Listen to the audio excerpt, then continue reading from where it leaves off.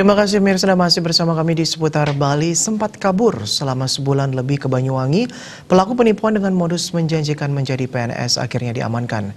Tersangka berhasil menipu korbannya dengan kerugian mencapai puluhan juta rupiah.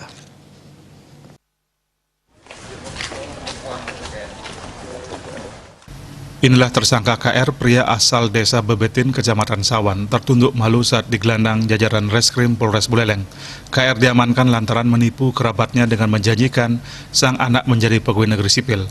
Korban yang percaya dan menyetor sejumlah uang kepada tersangka, Kasat Reskrim Polres Buleleng, AKP Vicky Triharyanto menjelaskan modus tersangka mengaku memiliki kenalan di Jakarta yang bisa merekrut korban menjadi PNS, sehingga korban menyetor 3 kali dana ke tersangka dengan total 27 juta lebih. Kasus ini telah dilaporkan 2019 lalu, namun tersangka baru berhasil tertangkap setelah kabur ke Banyuwangi.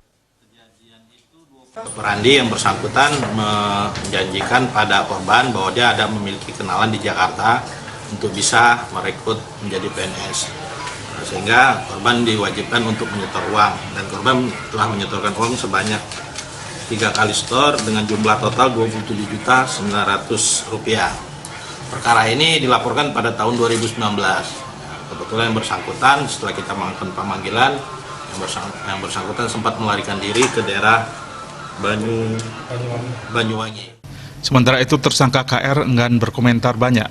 KR yang bekerja sebagai buruh mengakui tidak memiliki kenalan di Jakarta seperti yang dijanjikan kepada korban. Pak, pekerjaan sebagai apa, Pak? Buruh. Buruh. Katanya punya kenalan di Jakarta, Pak. Sebagai apa kenalannya, Pak? Itu kan uangnya banyak, untuk digunakan apa aja, Pak? Untuk makan sendiri. Makan sendiri. Kok sempat lari ke Banyuwangi, Pak? Kenapa itu? Berapa lama di Banyuwangi, Pak? 1 bulan.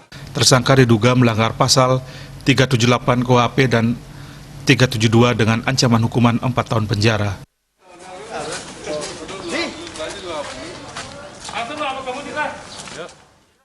Komang Yuda